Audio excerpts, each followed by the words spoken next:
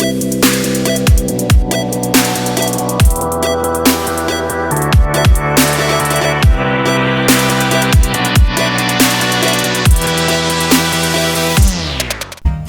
guys! Today, punta tayo sa Kufstein. So, ang boy namin, eating na naman habang papunta doon. Ito yung mga makikita nating view papunta sa Kufstein if naka-taxi or naka-car ka. Pero maganda rin yung view if you're going there using the train. Ito yung favorite building ng aking asawa papunta doon. Yan. Ito yung kanilang iconic na mountain sa Kufstein. We're now here at the border. Welcome to Kufstein! Andito tayo ngayon sa may gilid kung saan kami malapit na nag-park doon sa kanilang arena. Yan, kung makikita nyo, meron sila dyang fortress. And habang naglalakad kami papunta dun sa kanilang city, narinig dyan yung malaking organ doon sa fortress na nagpe-play. So, sabi ni Arkin, loud music daw. Ito yung kanilang parang small park sa gilid ng In River.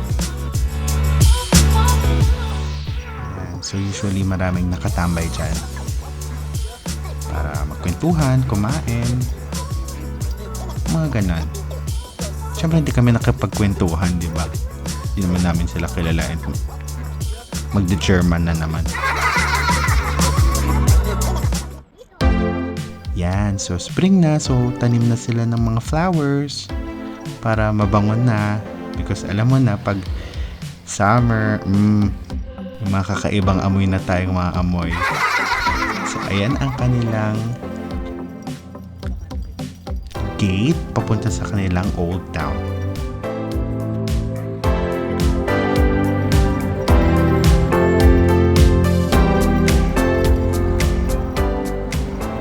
Yan nga, we're going now to their small, parang medieval remnants na town. So, parang mga 200 meters lang yan. Pero, cute siya. Mafe-feel mo na para kang nasa lumang panahon kung magsusuot ka ng national costume nila. Yan, meron dyan mga restaurants, mga beer or bar, inuman, ganon. And hotel. Yan, so eto na yung end nun.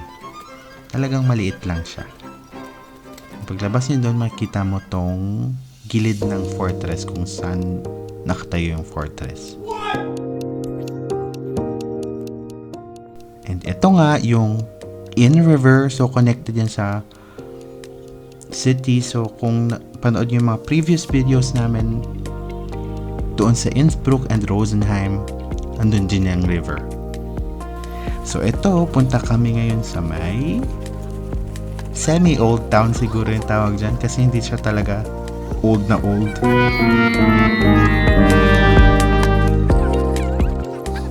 Yan.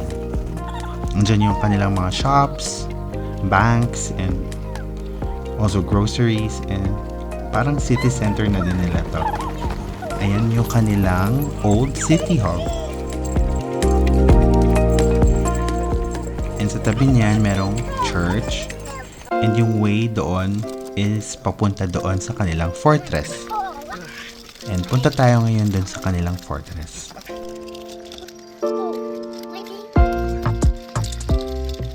Yan. So yung fortress, pwede mo yung akyatin or pwede kang sumakay doon sa kanilang funicular. And during this video, paakyat yung funicular. Hindi kami pumasok today because nakapunta na kami dyan before. Pero malaki din yung kanilang fortress. You need maybe half a day to explore it. Yun nga. Medyo tumaas na yung bayad because of the inflation. Pero pasok pa rin sa budget.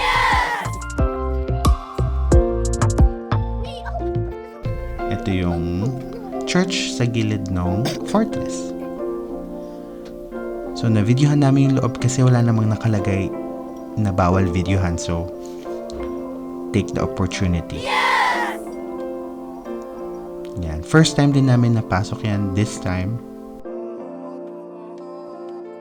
Maganda naman siya.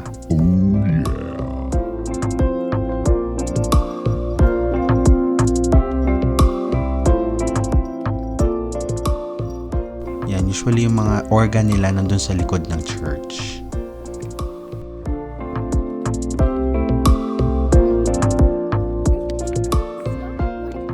Yan, let's explore more of the old town and the city. Ito yung kanilang parang cultural center na merong mask. Yan.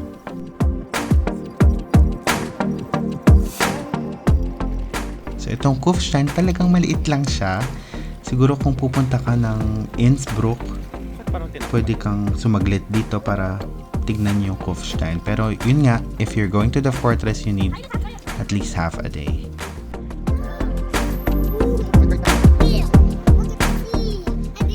And if you're new to our channel, please subscribe and like so ma-inspire pa kaming gumawa ng mga videos like this. So this is the view of Kufstein from the other side, or the fortress from the other side. Nag-lunch na kami, bumili lang kami ngayon sa may grocery ng half chicken because medyo nagtitipid tayo ngayon. Mahal ng gas kasi.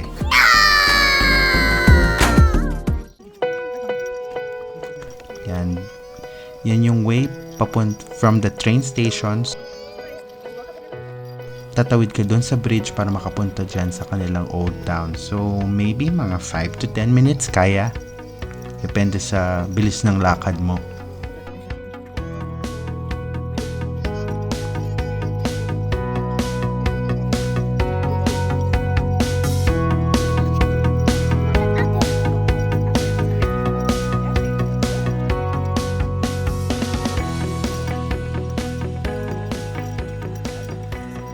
Yan, nakita lang namin doon sa isang parang mountain nila, meron din castle doon sa tuktok. So medyo malayo yan. Hindi namin alam kung gaano katagal lakarin or kung merong daan papunta doon.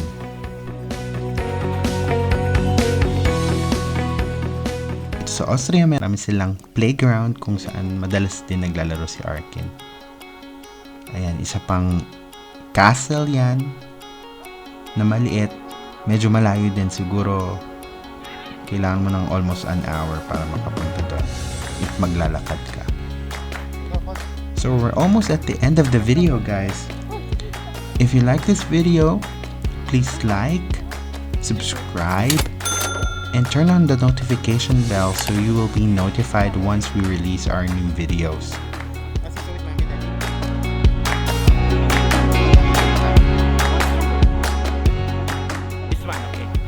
And we'd like to remind you to spread love, kindness, and positivity.